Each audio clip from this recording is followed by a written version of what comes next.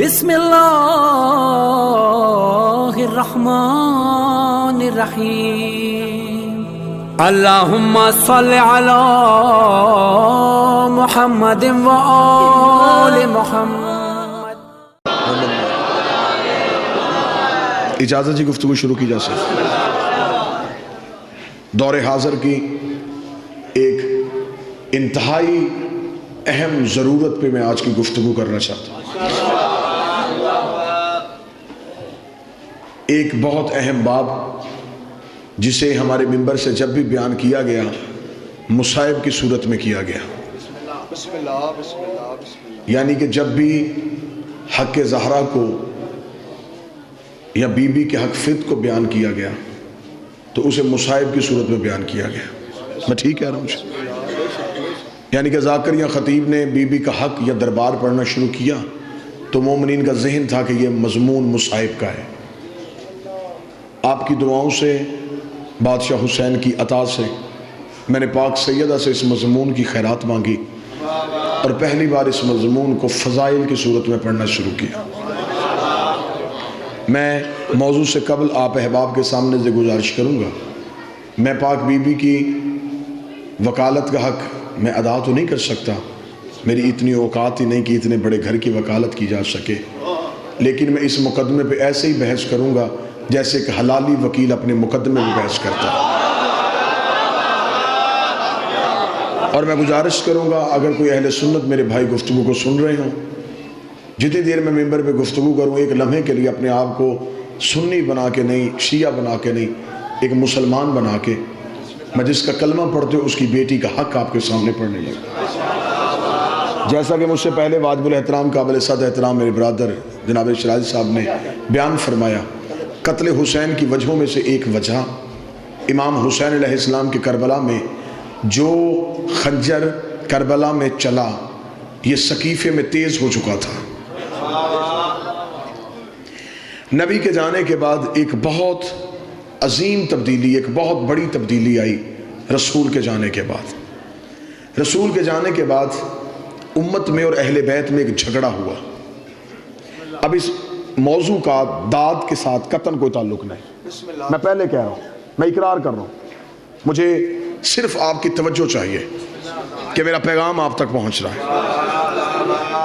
رسول کے جانے کے بعد امت میں اور اہل بیت میں ایک جھگڑا ہوا اور اس جھگڑے کی وجہ تھی ایک جائیداد، ایک جاگیر۔ اس جاگیر کو اہل بیت کو اس جگہ کی ضرورت نہیں تھی، لیکن نبی کی بیٹی نے اس انداز سے جنگ لڑی ہے کہ رسول کی بیٹی نے اسلام کے لبادے میں چھپے ہوئے منافقوں کو ظاہر کر دیا۔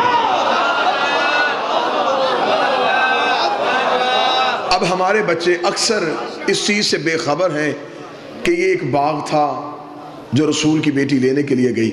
میں پہلے وضاحت کروں، اسے فدق بھی بولتے ہیں، فتق بھی بولتے ہیں، دو طریقے سے اس لفظ کو بولا جا سکتا ہے۔ اگر آپ عربی اعتبار سے بولیں گے تو اسے فدق بولیں گے، اردو اعتبار سے بولیں گے تو اسے فدق بولیں گے۔ یہ فدق ایک باغ نہیں، اس کے اندر 7 باغات تھے، یہ ایک جگیر تھی، اس کے اندر 7 باغات تھے جس کے نام تاریخوں میں موجود ہیں۔ 40 لاکھ دینار سالانہ آمدنی آتی تھی رسول کو اس جگیر سے۔ اب اگلا سوال یہ کہ یہ جگیر رسول کو ملی کہاں سے؟ میں نے پہلے کہا ہے کہ میں بالکل اس مقدمے کی آپ کے سامنے بیک گراؤنڈ پڑھنے لگا ہوں، پس منظر پڑھوں گا تو پھر میں اس مقدمے بحث کر سکوں گا، کیونکہ اب پرانے کیس کھلنے شروع ہو گئے ہیں، پرانے مقدمے عدالتوں کی ٹیبل پہ پڑے ہوئے ہیں، اور یہ مقدمہ بھی کھلے گا جب زہرا کا بیٹا آئے گا، اس مقدمے کا فیصلہ ہوگا۔ اب 40 لاکھ دینار سالانہ آمدن آتی تھی، یہ جگیر رسول کو، توجہ ہے، یہ جگیر رسول کو ملی کہاں سے؟ یہ خیبر کے یہودیوں کی ملکیت تھی۔ پھر توجہ، یہ جگیر فتق خیبر کے یہودیوں کی ملکیت تھی۔ جب رسول نے علی کے ذریعے سے خیبر کو فتح کیا، قلعہ کموس پہ اسلام کا پرچم سر بلند کیا۔ مجھے اس ممبر کی عزت قسم میں باوضو ہوں، 2 سال کی محنت ہے اس 1 گھنٹے کے مضمون پہ۔ رسول نے جب قلعہ کموس پہ اسلام کے پرچم کو بلند کیا تو خیبر کے یہودیوں نے اپنی شکست کا بدلہ لینے کے لیے جب بھی اس جگیر سے کوئی تجارت کے قافلے گزرتے، یہ ان قافلوں کو روٹ مسلمانوں کو علیحدہ کرتے، پہچان کے مسلمانوں کو قتل کرتے۔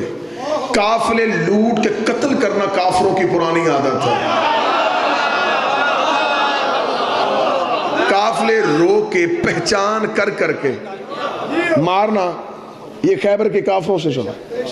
یہ ان میں سے اس تجارت کے قافلے میں سے مسلمانوں کو نکالتے، جو جو مسلمان ہوتا اسے قتل کر دیتے۔ خبر مدینے پہنچتی گئی کہ خیبر کے یہودی اس شکست کا بدلہ لینے کے لیے وہاں پر مسلمانوں کو قتل عام کر رہے۔ دوسری بار خیبر میں رسول نے پھر علی کو بھیجا۔ مولا علی خیبر میں 1 بار نہیں، علی 2 بار آئے۔ جب دوسری بار مولا علی آئے تو مولا علی نے خیبر میں پہنچتے ہی یہودیوں کے عمائدین کو، عمرہ کو، ان کے علماء کو اکٹھا کیا۔ اکٹھا کر کے مولا علی نے خطبہ دیا۔ علی فرمایا دیکھو، اگر تو تم مرہب کے قتل کا بدلہ مسلمانوں کے قتل سے لے رہے ہو، میں علی آج تمہارے سامنے اس لیے آیا ہوں کہ مرہب کو مارا ہے میں نے، اگر بدلہ لینا ہے تو مجھ سے لو۔ اگر تم جنگ کرنا چاہتے ہو تو یہ سوچ کے آنا کہ ہاتھ بھی وہی ہے، تلوار بھی وہی ہے، میں علی تم سے لڑنے کے لیے تیار ہوں۔ لیکن دیکھو، آج میں مجاہد بن کے نہیں، مبلغ بن کے آیا ہوں۔ آج میں تمہیں تبلیغ اسلام کے لیے آیا ہوں کہ اب بھی مان جاؤ کہ مدینے والا رسول سچا ہے۔ اگر نہیں، اگر جنگ کرنا چاہتے ہو تو میں جنگ کرتا ہوں۔ انہوں نے مولا علی سے تھوڑا ہی وقت مانگا کہ ہمیں سوچنے کا وقت دیا جائے۔ انہوں نے اس مہلت میں سوچنے کے بعد علی سے کہا کہ اے علی، جو ہو چکا اس کی ہم معافی چاہتے ہیں، آئندہ اس علاقے میں مسلمانوں کا قتل نہیں ہوگا، لیکن جو ہم نے قتل کر چکا، جو ہم خون بہا چکے، ہم اس کی معافی کے ساتھ اس کا جزیہ دینا چاہتے ہیں۔ ہمارے جتنے، یہ تمہید میں آپ کے سامنے پڑھ رہا ہوں، میں ابھی مقدمہ آپ کے سامنے بی بی کا پڑھوں گا۔ ہمارے جتنے سکنی مکانات جن میں ہم رہتے ہیں، اس کے علاوہ ہماری فدق میں جتنی بھی جگیر ہے، یہ ہم مسلمانوں کے رسول کو دیتے ہیں، مسلمانوں کو نہیں، مسلمانوں کے رسول کو دیتے ہیں۔ مولا نے ان سے ایک معاہدہ لکھوایا، انہوں نے ایک معاہدہ لکھا، اپنے دستخط کیے، مولا امیر نے اپنے دستخط کیے۔ علی وہ معاہدہ لے کے مدینے پہنچے، رسول کا کے سلام کیا۔ سلام کرنے کے بعد علی نے کہا کہ یا رسول اللہ مبارک ہو، معافی بھی مانگی ہے، جگیر بھی تمہیں لکھ کے دے دی ہے۔ یہ میں نے آپ کے سامنے بڑے مختصر سے لمحات میں اس جگیر کا پس منظر پڑھا۔ اب اس مقدمے میں بحث کرتے ہوئے میرا پہلا سوال ہر غیرت مند مسلمان سے یہ ہے، اگر اس جگیر میں امت کا حق تھا، اگر اس جگیر میں امت کا حصہ تھا، 7 ہجری میں خیبر فتح ہوا، 11 ہجری میں رسول زہرم دنیا چھوڑی، اگر اس جگیر میں مسلمانوں کو کوئی حق تھا، 4 سال نبی نے دیا کیوں نہیں؟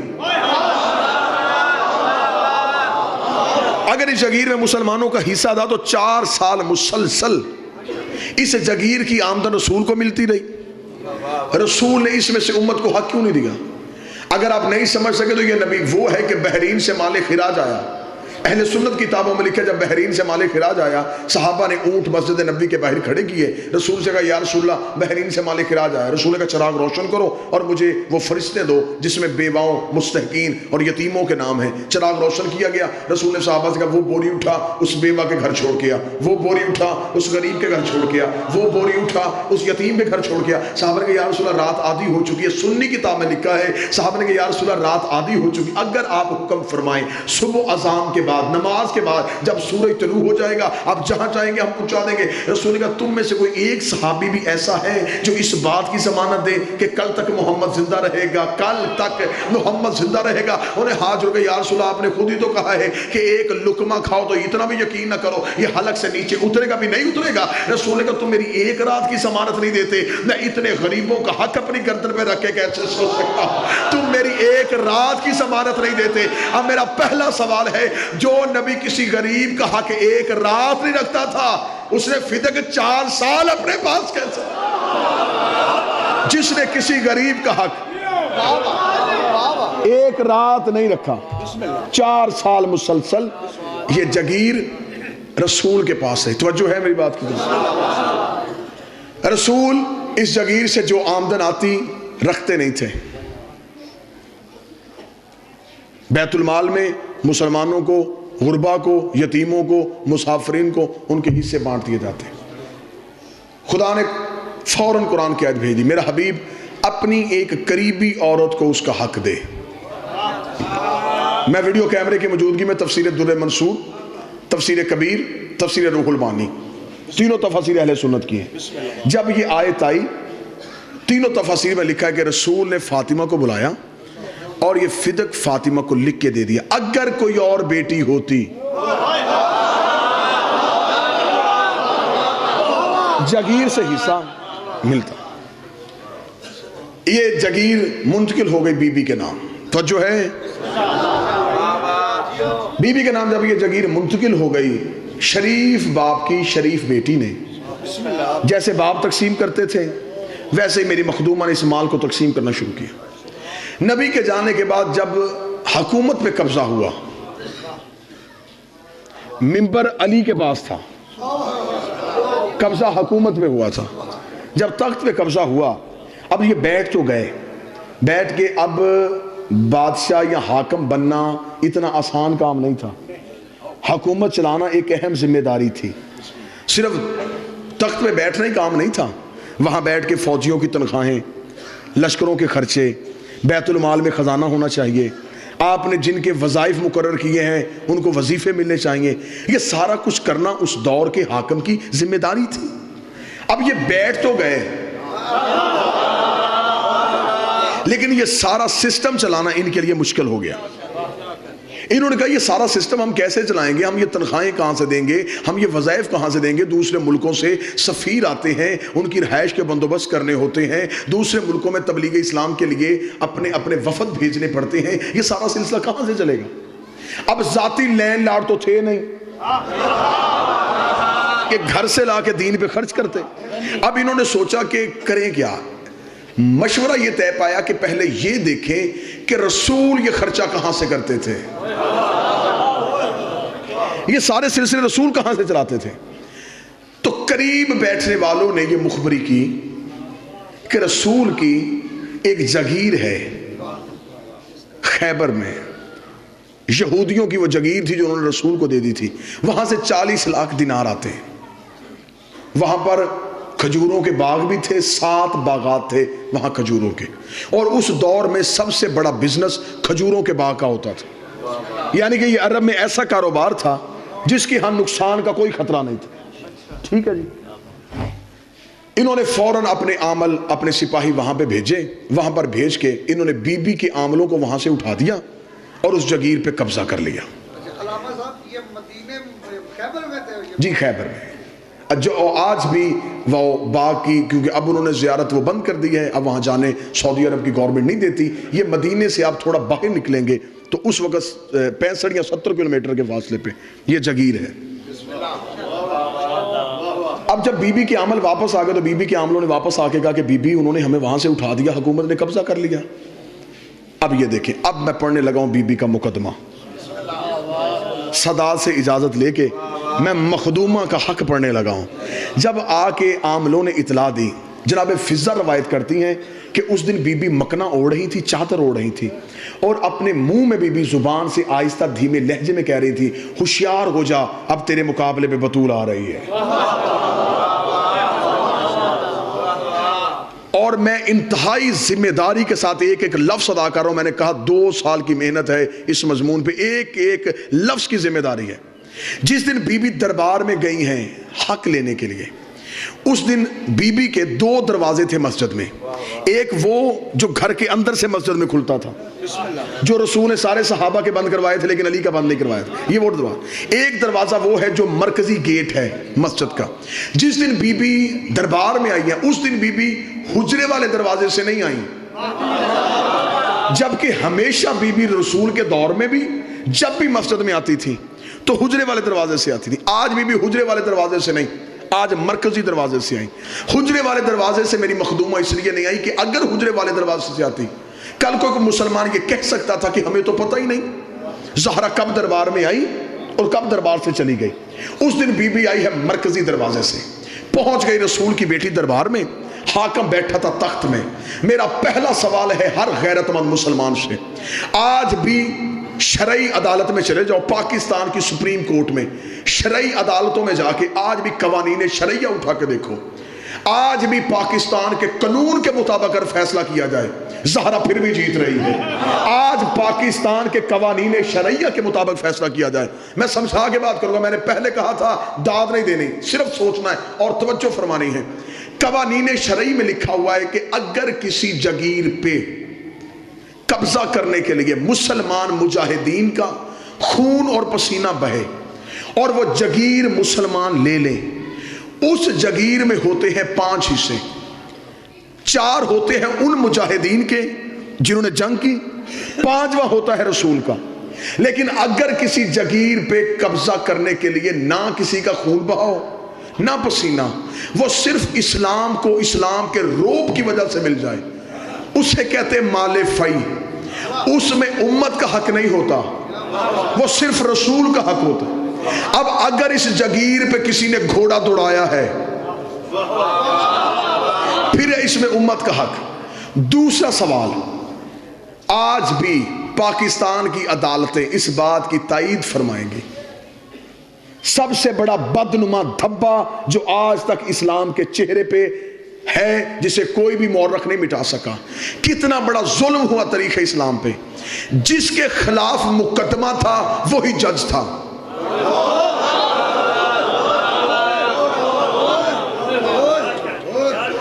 جو اس مقدمے میں فریق تھا وہی جج تھا. شریعت محمد کے مطابق حاکم وہ مقدمہ سننے کا اہل ہی نہیں تھا. شریعت کے مطابق یہ مقدمہ جانا تھا قاضی کے پاس, اس مقدمے کو قاضی نے سننا تھا. شریعت میں حاکم کے ساتھ ایک قاضی مقرر ہوتا ہے. اگر آپ اسٹیٹ کے خلاف آئیں گے, اگر آپ حکومت کے خلاف آئیں گے, وہ مقدمہ حکومت نہیں, اسلام کہتا ہے کہ وہ مقدمہ قاضی سنے گا. قاضی کا چناؤ ہے, توجہ ہے میری بات کی جانب, اس لیے اسلام میں ہے قاضی کا چناؤ. اور آج بھی پاکستان کی عدالتوں میں یہ نظام موجود ہے.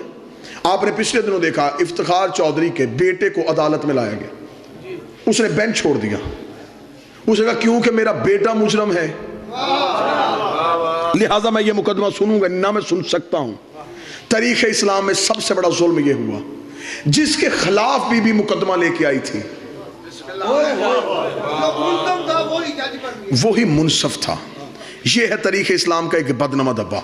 آ گئی بی بی آگے دربار میں کھڑی ہوئی, مصائب نہیں فضائل سننا مخدومہ کا.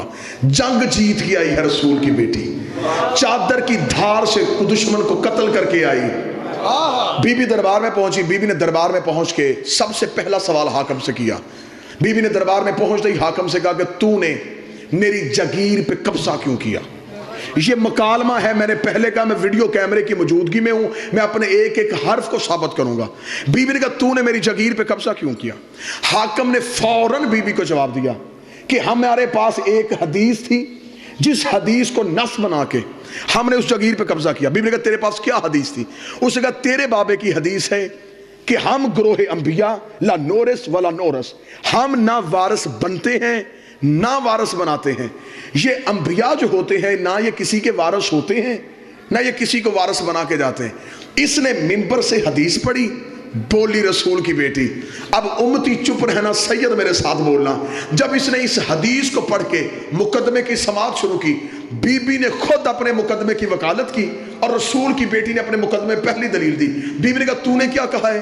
میرے بابے کی حدیث ہے، ہم وارث نہ بنتے ہیں نہ بناتے ہیں۔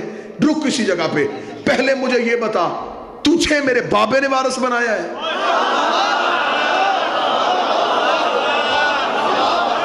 پہلے تو مجھے یہ بتا کہ تو جو وارث بنا ہے کیا تجھے میرے بابے نے بنایا ہے؟ اگر تجھے میرے بابے نے نامزد کیا ہے تو پھر تو خود ہی اپنی نس سے مکر گیا۔ تو نے ابھی کہا ہے کہ وہ کسی کو وارث نہیں بناتے۔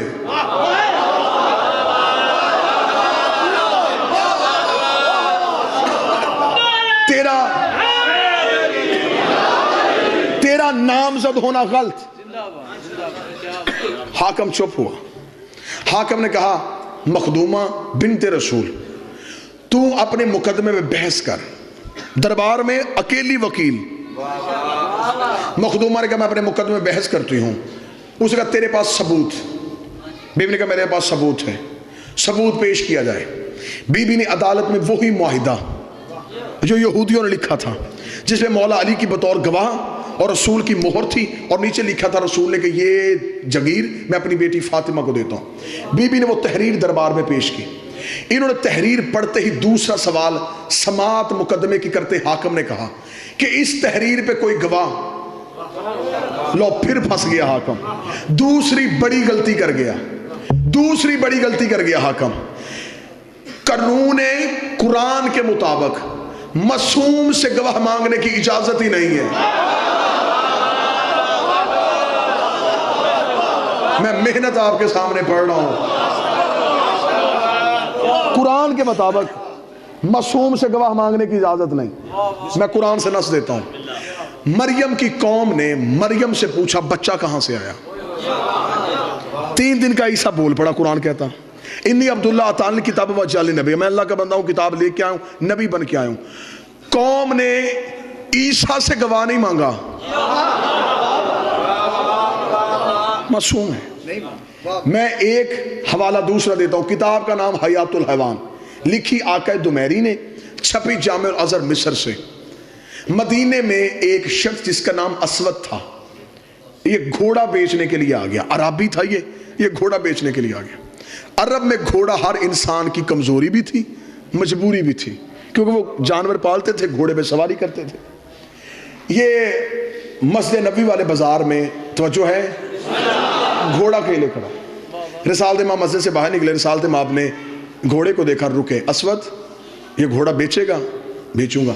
دلیل آپ نے ذہن میں رکھنی ہے کہ معصوم سے گواہ مانگنے کی اجازت نہیں ہے۔ رسول نے کہا یہ گھوڑا بیچے گا؟ اس نے کہا جی بیچوں گا۔ رسول کا کیا لے گا؟ اس نے دینار بتائے۔ رسول نے اس کے ساتھ سودا طے کیا۔ طے کرنے کے بعد رسول نے کہا کہ میرے پاس اس وقت دینار نہیں، دینار پڑے ہیں میرے حجرے میں، سودا تیرا میرا طے پا گیا، وہ تو دینار حجرے میں پڑے وہ تیری ملکیت، اور یہ جو تیرے ہاتھ میں گھوڑا ہے یہ میری ملکیت۔ رسول کو گھوڑے کی ضرورت نہیں ہے، لیکن ایک مسئلہ حل کرنے لگے ہیں رسول حجرے میں دینار لینے کے لیے گئے، یا چند صحابہ وہاں سے گزرے، انہوں نے وہاں پہ کھڑے اسود کو دیکھا، بھئی گھوڑا بیچنا چاہتا ہے؟ اس نے کہا جی آیا تو بیچنے تب بک گیا۔ انہوں نے گزرتے گزرتے سرسری پوچھا کس نے خریدا؟ اس نے کہا تمہارے نبی نے۔ نبی کا نام آنا تھا، بندے واپس آ گئے کہ ضرور اس گھوڑے میں کوئی صفت ہے، اگر اس میں کوئی عیب ہوتا محمد کبھی نہ خریدتا، اس میں کوئی صفت ہے۔ انہوں نے آگے کہا یہ گھوڑا تو ہمیں نہیں بیچ سکتا؟ اس کا نا سودا طے پا گیا، وہ دینار لینے گئے۔ اب وہ عربی کیونکہ نبی کا کلمہ نہیں پڑھتا تھا، انہوں نے فوراً کہا اگر ہم اس قیمت سے زیادہ دیں کیا تو ہمیں دے گا؟ اب اس نے کون سا کلمہ پڑھا تھا، اسے کون سے تجارت کے قوانین کا پتہ تھا؟ اس نے کہا مجھے تو پیسے سے غرض ہے، اسے پیسے لیے، گھوڑا ان کے حوالے کیا، یہ گھوڑا لے کے چلے گئے۔ وہ شخص دینار گن رہا تھا، یا رسول آ گئے۔ رسول نے کہا اسود میری امانت۔ اس نے کہا کون سی امانت؟ اس نے کہا وہ گھوڑا جو میں نے خریدا۔ اس نے کہا کون سا گھوڑا؟ جو ابھی تھوڑی دیر پہلے خریدا۔ اس نے کہا کوئی گواہ ہے؟ میں نے کہا تھا نا معصوم سے گواہ مانگنے کی اجازت نہیں. اس نے کہا گواہ ہے. رسول چپ کھڑے. رسول کا اسود دیکھ میں نے تجھ سے وہ خریدا, میرا تیرے ساتھ دینار طے پائے. اس نے کہا نا گواہ ہے تو لا. ابھی رسول چپ تھے یا مسجد سے ایک شخص باہر نکلا, رنگ اس کا کالا تھا, اندر سے بڑا پاک تھا.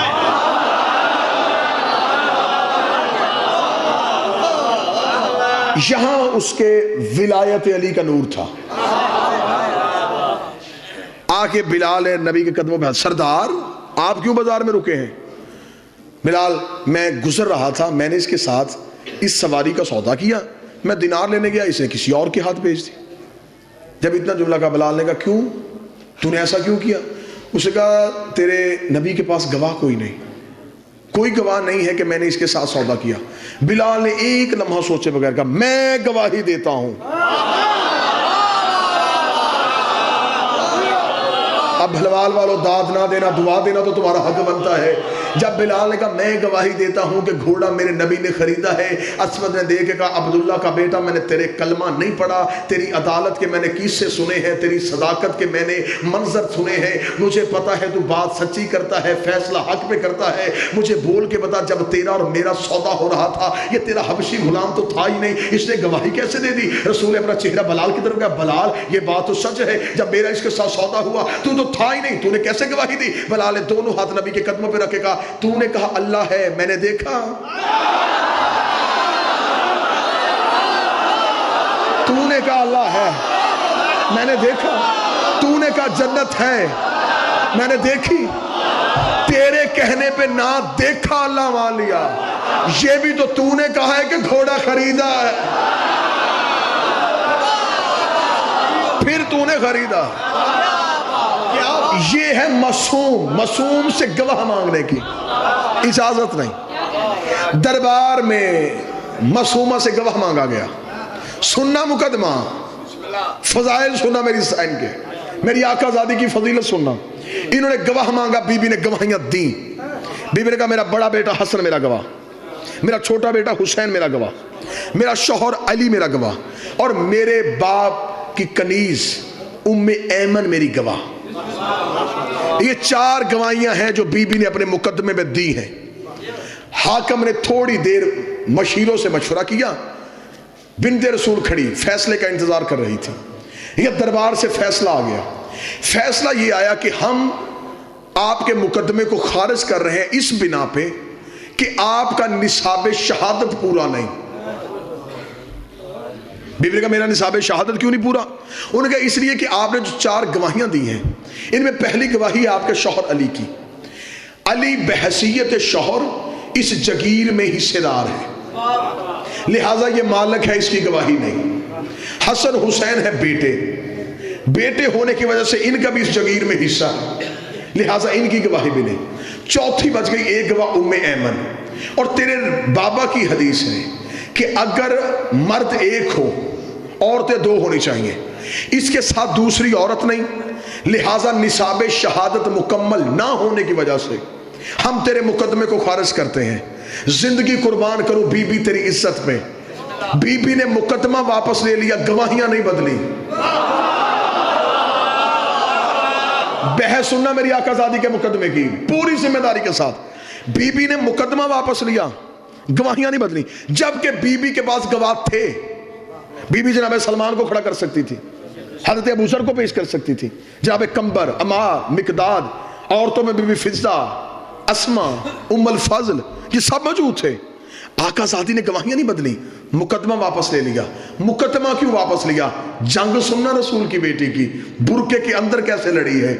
اب شریعت کا مسئلہ ہے, جو کسی مومن کو جھوٹا کہے, مثلا کوئی بندہ کسی سچے مومن کو جھوٹ کی تہمت لگا دے, شریعت کہتی ہے یہ بن گیا ہے فاسق. اس نے مومن کو جھوٹا کہا ہے. اب فاسق کی سزا کیا ہے؟ شریعت سے پوچھو. فاسق کی سزا یہ ہے کہ فاسق نماز پڑھا نہیں سکتا, پڑھ سکتا ہے. فاسق چاند کی شہادت نہیں دے سکتا. فاسق نکاح میں بطور گواہ نہیں بیٹھ سکتا. فاسق طلاق میں بطور گواہ نہیں بیٹھ سکتا.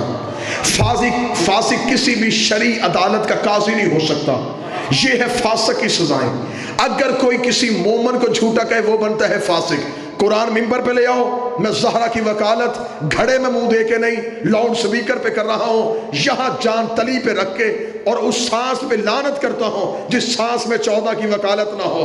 جو کسی مومن کو جھوٹا کہے وہ فاسق بنتا ہے، اور جو معاذ اللہ ثم معاذ اللہ قرآن کو جھوٹا کہے شریعت کے مطابق وہ فاسق نہیں، وہ بنتا ہے کافر. اور کافر کی سزا یہ ہے، کافر نہ پڑھ سکتا ہے نہ پڑھا سکتا ہے. فاسق کی سزا یہ ہے پڑھ سکتا ہے، کافر کچھ بھی نہیں کر سکتا. کافر دائرہ اسلام سے خارج ہو جاتا ہے. نبی کی بیٹی نے مقدمہ واپس لیا، گواہیاں نہیں بدلی. رسول کی بیٹی نے کہا میں نے گواہیاں نہیں بدلی، تو یہ فیصلہ کر اور طریق کا حصہ بنا تاکہ میں چہرے سے نقاب اتاروں. تو نے علی کی گواہی کو جھٹلایا، علی ہے قرآن، رسول کا القرآن مع علی و علی مال قرآن. تو نے حسن کو جھٹلایا، حسن قرآن ہے. تو نے حسین کو جھٹلایا، حسین قرآن ہے. بی بی نے کہا میں تجھے دربار میں فاسق نہیں کرنے آئی، کافر کرنے.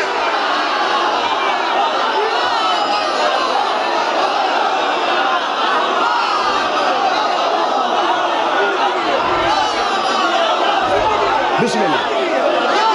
میں تجھے بسم اللہ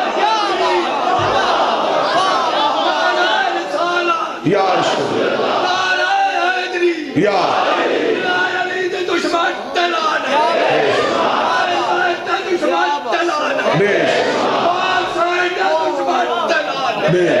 بسم اللہ. میں تجھے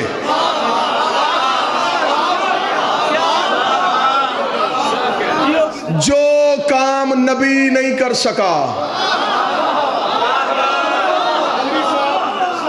زندگی ہوئے 1000 سال، اس جملے واہ واہ کرتے رہے 1000 سال. پاک سید آپ کو زندگی عطا فرمائے. مخدومہ نے اصل چہرہ بے نقاب کیا. سننا مقدمہ سننا میری آقا زادی کا. بی بی نے مقدمہ واپس لیا. حکیم صاحب مقدمہ واپس لیتے ہی بی بی نے دوسرا مقدمہ دائر کیا. بی بی نے کہا یہ مقدمہ واپس ہو گیا، فیصلہ کر دیا تو نے فیصلہ. نہ فیصلہ نہ بدلنا، میں مقدمہ واپس لیتی ہوں. وہی کھڑے بی بی نے دوسرا مقدمہ دائر کر دیا. بی بی نے کہا تو ہے حاکم، میں ایک بیٹی بن کے باپ کا حق لینے آئی ہوں، باپ کا حق دے. حکومتیں پریشان ہو گئی، دربار میں لڑ رہی ہے محمد کی بیٹی، برقعے کے اندر لڑ رہی ہے رسول کی بیٹی. رسول کی بیٹی نے کہا حق دے. اس نے کہا توجہ، اس نے کہا حق میں نے تجھے کہا نہیں، میرے پاس حدیث ہے. چند قدم چلی، آگے چل کے کھڑی ہوئی. بی بی نے کہا اب بول کیا کہا تو نے. اس نے کہا میرے پاس حدیث ہے. بی بی نے کہا حدیث سنا. اس نے کہا تیرے بابا نے کہا تھا ہم گروہ انبیاء نہ وارث بنتے ہیں نہ وارث بناتے ہیں. مخدومہ چادر کے اندر سے بولی. بی بی نے کہا تو نے حدیث پڑھی ہے؟ میں قرآن کی آیت پڑھتی ہوں، میں قرآن پڑھتی ہوں. کون سی آیت؟ بی بی نے کہا بسم اللہ الرحمن الرحیم وَلِكُلْ جَعَلْنَا مَوَالِي تَرَكَ الْوَالِدَيْنَ وَالْأَقْرَبُونَ. جو کچھ ماں باپ چھوڑ کے جائیں اس میں رشتہ داروں اولاد کا حصہ ہوتا ہے. اس سے کہا میرے پاس حدیث ہے. بی بی نے کہا میں دوسری آیت پڑھ دیتی ہوں وَلِلرِّجَالِ نَصِيبٌ مِّمَّا تَرَكَ الْوَالِدَيْنَ وَالْأَقْرَبُونَ. جو کچھ ماں باپ چھوڑ کے جائے اس کا بیٹے کا حصہ ہوتا ہے. اس سے کہا میرے پاس حدیث ہے. بی بی نے کہا میں تیسری آیت پڑھ دیتی ہوں وَلِلنِّسَاءِ نَصِيبٌ مِّمَّا تَرَكَ الْوَالِدَيْنُ وَالْأَقْرَبُونَ. جو کچھ ماں باپ چھوڑ کے جائے اس میں عورت کا حق ہوتا ہے. اس سے کہا میرے پاس حدیث ہے. بی بی نے کہا میں چوتھی آیت پڑھ دیتے ہوں وَوَارَثَ سُلَيْمَانَ دَاؤُدَ. ہم نے نبی کو نبی کا وارث بنایا. اس نے کہا میرے پاس حدیث ہے. بی بی نے کہا میں پانچویں آیت پڑھ دیتی ہوں قُلْ أَسْأَلُكُمْ أَجْرًا إِلَّا الْمَوَدَّةَ فِي الْقُرْبَى. اگر میرا بابا اجر مانگ سکتا ہے میں بابے کا حق کیوں نہیں مانگ سکتی؟ بلوال والو شیعہ ہو سنی ہو تمہیں 14 کی عزت کا واسطہ میں زہرا کا حق بیان کر رہا ہوں. حاکم ایک حدیث پڑھتا گیا، بی بی بدل بدل کی آیتیں پڑھتی رہی، بدل بدل کی آیتیں پڑھتی رہی. 40 آیتیں جب محمد کی بیٹی نے دربار میں کھڑے ہو کے پڑھتی، حاکم کے چہرے پہ موت کی زردی آ گئی، حاکم کا جسم کانپنا شروع ہو گیا. اس نے کہا زہرا میں حدیث پڑھتا ہوں تو جواب آیت میں کیوں دیتی ہے؟ حدیث کا جواب حدیث میں کیوں نہیں دیتی؟ اتنا جملہ کہنا تھا یا محمد نے چپ بس میں نے اتنا سننا تھا. تو وہی ہے جسے میرے بابے نے کہا تھا آ تجھے حدیث لکھ دو. تو نے کہا تھا قرآن کافی ہے، تو نے کہا تھا، تو نے کہا تھا.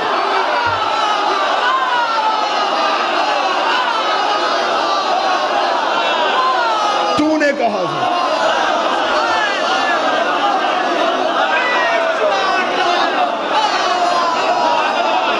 کہا تھا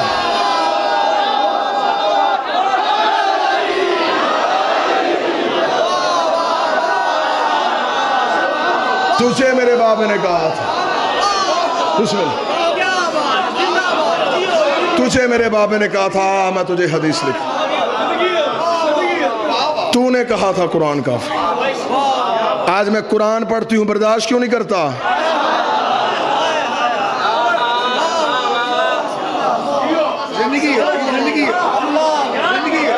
سن اب قرآن دربار میں کھڑی ہو کے بی بی نے کہا نہ تجھے قرآن کافی ہے نہ تجھے فرمان کافی ہے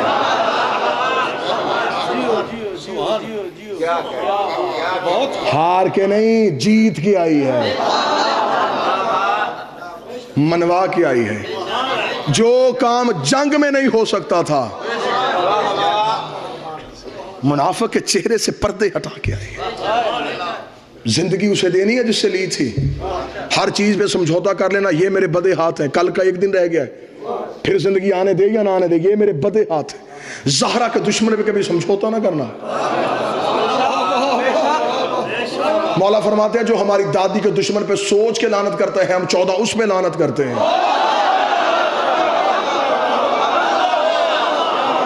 جو سوچ کے لعنت کرتا ہے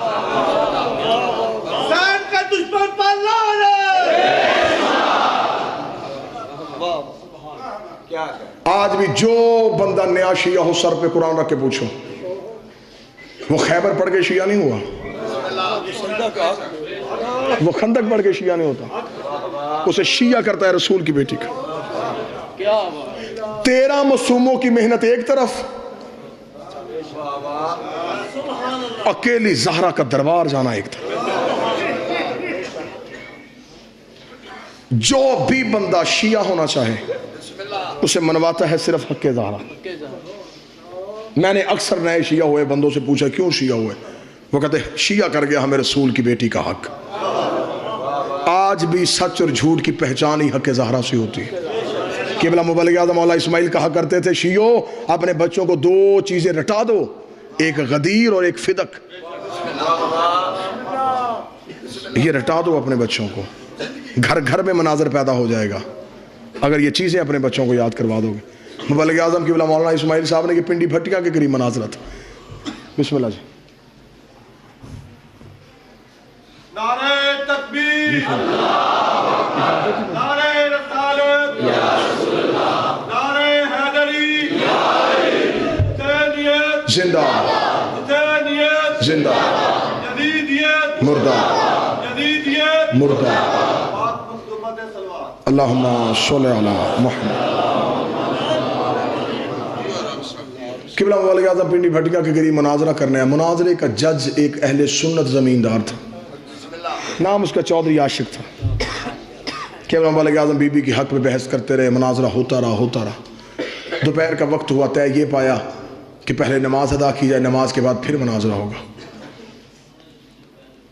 اس چک کا مولوی جو قبلہ مبلغ اعظم سے مناظرہ کر رہا تھا نام بھی قبلہ مبلغ اعظم کی کتاب اس کا لکھا ہے مولانا نور محمد اس کا نام تھا یہ نماز پڑھانے کے لیے مسجد میں گیا اہل سنت جتنے تھے اس کے پیچھے نماز پڑھنے کے لیے کھڑے ہو گئے وہ جو چودھری عاشق وہ کتاب اس نے کوئی بھی نہیں پڑھی تھی لیکن عقل کتابوں کی میراث نہیں ہوتی دانش مندی جو ہے یہ ڈگریوں سے نہیں ملتی چودھری عاشق مولوی کے پیچھے نماز پڑھنی شروع کی نماز ختم ہوئی اسے نمازیوں سے کہا مسجد سے باہر جاؤ میں نے مولوی صاحب سے اکیلے کوئی بات کرنی ہے سارے نمازی مسجد سے گئے اس نے مسجد کی دروازے کی کنڈی لگائی مولوی صاحب کے سامنے آ کے بیٹھ گیا اس نے کہا مولوی دیکھ تیرے اور میرے سوا اللہ کے گھر میں کوئی نہیں بیٹھا باوضو ہیں نماز پڑھی ہم نے اتنے دنوں سے ہمارے گاؤں میں بحث چل رہی تھی شیعہ کہتے تھے رسول کی بیٹی دربار میں گئی اور واپس آئی ہے خالی تم کہتے تھے نہیں یہ شیعہ غلط کہتے انہوں نے بلا لیا اپنا مولوی